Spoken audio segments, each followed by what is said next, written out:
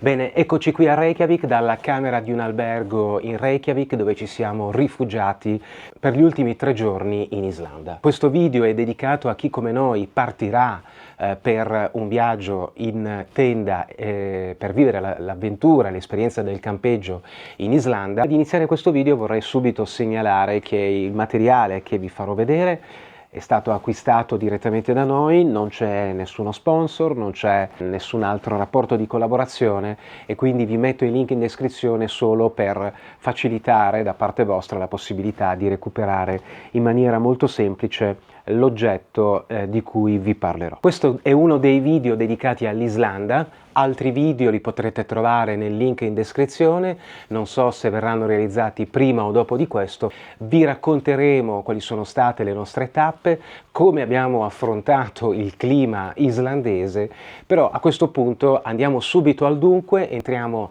nel vivo, vi farò vedere, Barbara mi lancerà semplicemente l'attrezzatura, vi faremo vedere qual è stata l'attrezzatura che abbiamo portato con noi, un'attrezzatura che non è pienamente tecnica, mediamente tecnica, la potrei definire proprio perché ci sono alcune cose più o meno costose, ma direi che quasi tutto rientra in un budget mediamente limitato.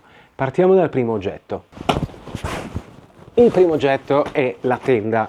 Ovviamente la tenda non può mancare.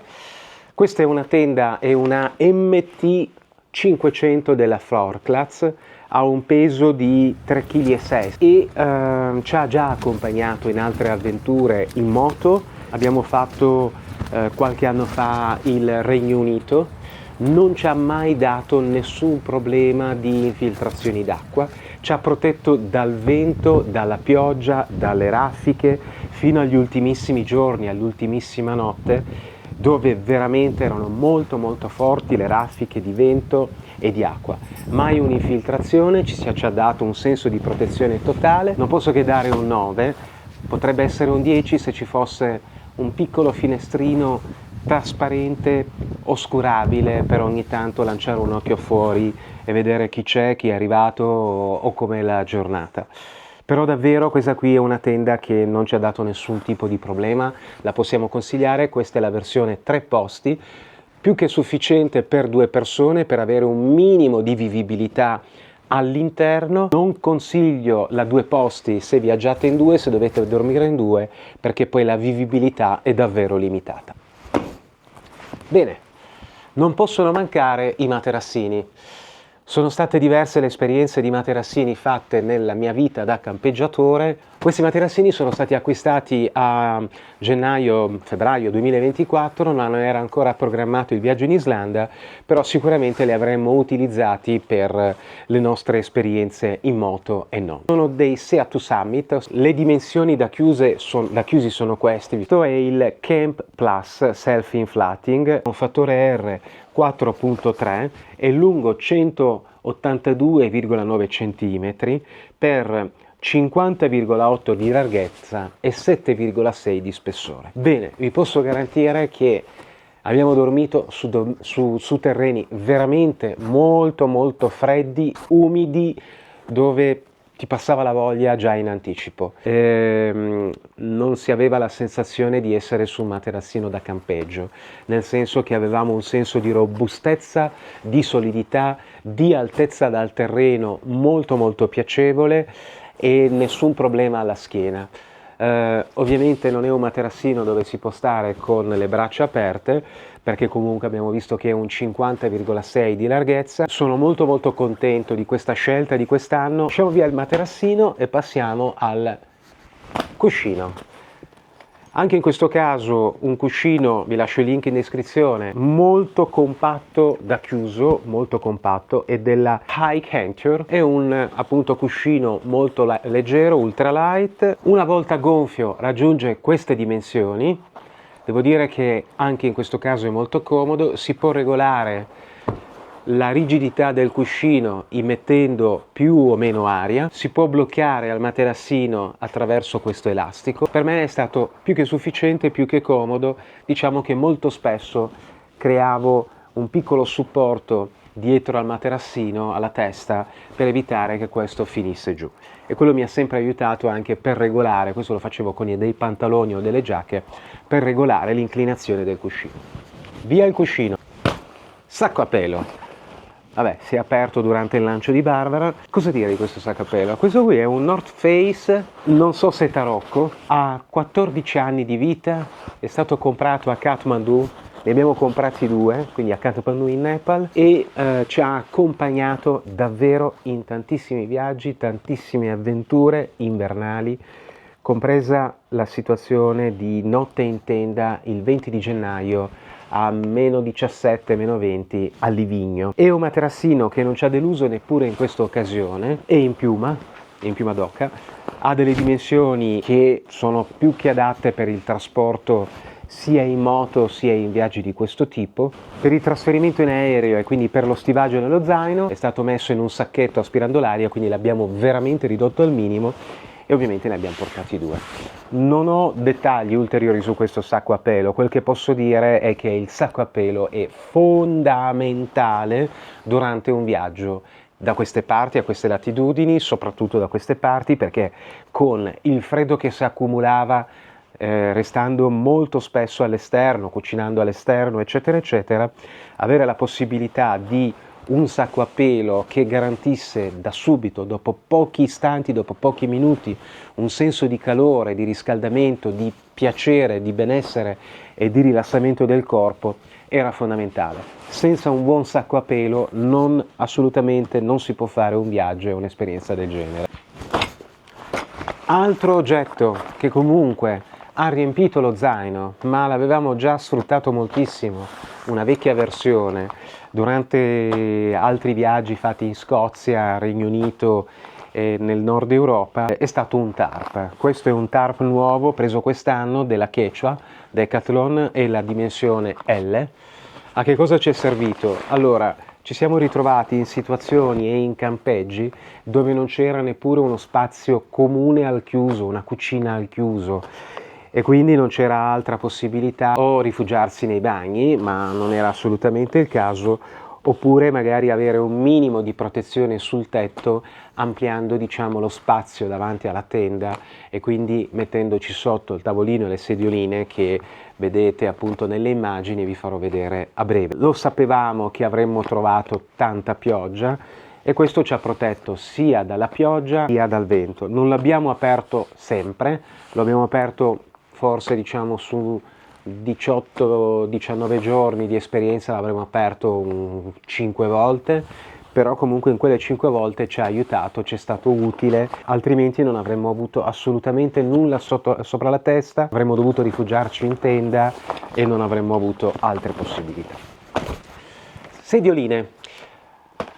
Ok, queste hanno riempito un po', diciamo, in maniera discutibile, questa è l'unica cosa che forse uno può valutare se portare oppure no. Noi abbiamo portato ovviamente una sediolina a testa, le vedete nelle immagini, e con lo stesso principio un tavolino. Sono quelli appunto che si chiudono e arrivano ad avere queste dimensioni. Non sono esagerate, è uno spazio in più occupato nello zaino. Ripeto, ne abbiamo portate una a testa e il tavolino. Questi in alcuni casi, quando abbiamo avuto la fortuna di un tempo clemente, ci permettevano di stare serenamente seduti davanti alla tenda e goderci i nostri spazi, diversamente appunto erano sotto al tarp e anche in questo caso per mangiare, per fare colazione o per stare un attimino lì a fare 2 chiacchiere la sera ci sono servite. Tutto sommato qui direi valutate voi se portarle oppure no. Non sempre trovate delle cucine comuni, un ambiente caldo e riscaldato dove stare quando raggiungete un campeggio in Islanda. E ovviamente se ho parlato delle sedie, parliamo anche del tavolino, come dicevo, stesso principio, qui appunto lo vedete chiuso, questo qui si arrotola tutto e viene inserito appunto nella sua cover, stesso principio delle sedie, non aggiungo altro.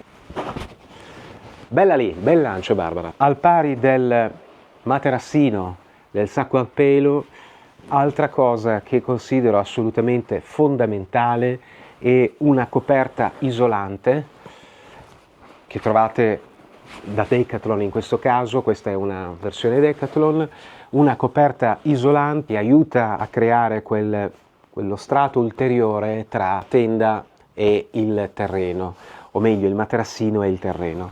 Questa veniva praticamente distesa sul pavimento della tenda, poi sopra ci mettevamo i materassini e sopra i materassini i sacca-pelo.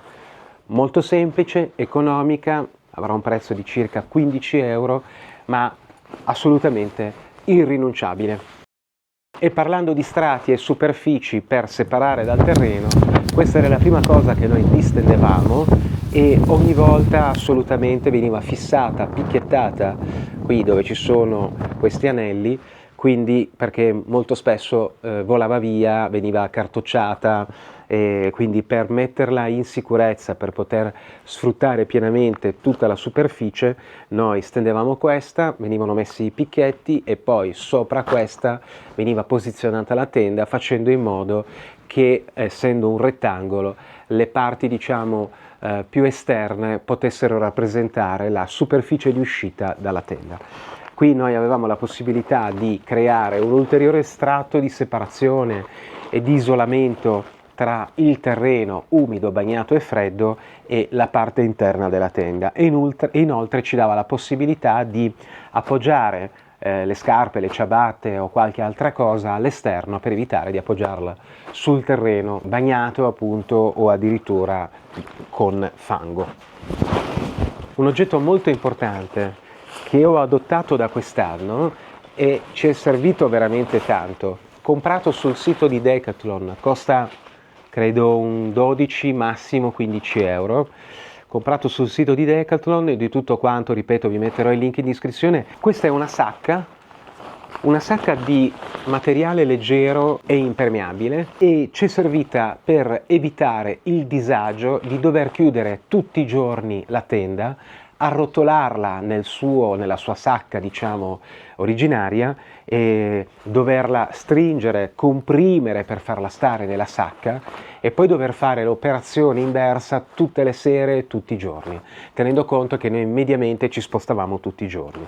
La tenda molto spesso era bagnata e la si doveva chiudere in delle condizioni di vento e di clima non esattamente favorevoli. Quindi questa sacca è stata estremamente utile, molto funzionale, perché buttavamo la tenda qui dentro, qualunque fossero le condizioni della tenda, quindi ripeto, molto spesso bagnata, e quindi questo, una volta tirato e chiuso, ci dava la possibilità di tenere protetta la tenda, di evitare che il bagnato toccasse i materassini piuttosto che altro, e in questo modo in maniera estremamente rapida si chiudeva il campo e si poteva ripartire in auto. Ecco, segnalo che i materassini che vi ho fatto vedere prima noi allo stesso modo non li chiudevamo ogni sera, ma semplicemente facevamo fuoriuscire un po' d'aria e poi li posizionavamo in modo verticale all'interno della macchina e quindi bastava veramente poco per poterli riposizionare e avere i materassini alla pressione giusta la sera quando si ritornava in tenda. E per concludere sono stati degli oggetti assolutamente necessari tutto ciò che riguardava il pentolame. Abbiamo utilizzato le pentole che vedete appunto in questi filmati e soprattutto la scelta di quest'anno è stata per dei fornelli, anche in questo caso comprati sul sito Decathlon, fornelli a gas con la bombola separata. Ci possono essere varie soluzioni. Sono passato da anni di fornello multifuel e appunto dopo almeno 14 anni quest'anno ho deciso di ricominciare a provare con i fornelli a gas. In Islanda l'ho trovato estremamente funzionale, senza la bombola è molto compatto, quindi da chiuso è veramente molto compatto, e in più abbiamo trovato le bombole con questo aggancio a vite un po' ovunque, addirittura ci sono state regalate quando abbiamo ritirato l'auto da un ragazzo che molto simpaticamente, tra l'altro italiano, e che saluto perché è stato molto cortese con noi, Stefano, quando gli ho chiesto dove potessi comprare delle bombole, perché sicuramente ci sarebbero servite da subito per preparare qualcosa da mangiare, lui poco dopo ci ha portato delle bombole nuove, una piccola e una grande, e le abbiamo usate veramente per tanti giorni. Quindi il pentolame è stato fondamentale, pentole, stoviglie e tutto quanto. Molto spesso, alcune volte abbiamo avuto la possibilità di utilizzare dei fornelli elettrici messi a disposizione dalle cucine comuni dei campeggi, e non erano dei fornelli elettrici che richiedevano padella, diciamo, compatibile per l'induzione, per cui qualunque padella poteva andare bene. Queste pentole che abbiamo utilizzato, le avevamo già utilizzate in altri viaggi, ci hanno permesso di fare tutto, di preparare tutto. Abbiamo preparato delle paste, dell'uovo, abbiamo preparato tutto quello che volevamo preparare. Sicuramente il fondo della pentola, un po' troppo sottile, richiedeva molto spesso una fiamma adeguata, peraltro come si fa anche a casa se vogliamo, per evitare che tutto si bruciasse molto velocemente. E tutto questo non era molto spesso facilmente regolabile proprio per le condizioni in cui si cucinava. Molto importante un paravento, e per chi come me è un fanatico della moka e ha il piacere al mattino di prepararsi subito un espresso in qualunque posto del mondo, per me è stata irrinunciabile ovviamente la caffettiera, la moka da 3 tazze, che serviva per preparare il caffè tra l'altro portato dall'Italia, ma posso dire che la Vazza qualità rossa lo trovate anche in Islanda, e quindi anche questo è stato estremamente utile. Abbiamo utilizzato delle semplici borse Ikea per contenere i vari mestoli, posate e quant'altro. Queste borse molto piccole permettevano di avere un minimo di ordine,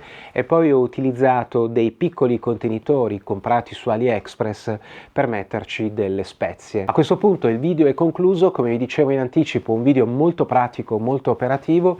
Scusate per la location, siamo appunto in una camera d'albergo, ma volevamo fare tutto questo a caldo, visto che abbiamo concluso l'esperienza campeggio ieri. Siamo ancora a Reykjavik, stiamo per uscire per andare a visitare la città, quindi ci vedremo nel prossimo video, dove vi racconterò qual è stata l'attrezzatura video fotografica che abbiamo utilizzato in questa esperienza islandese.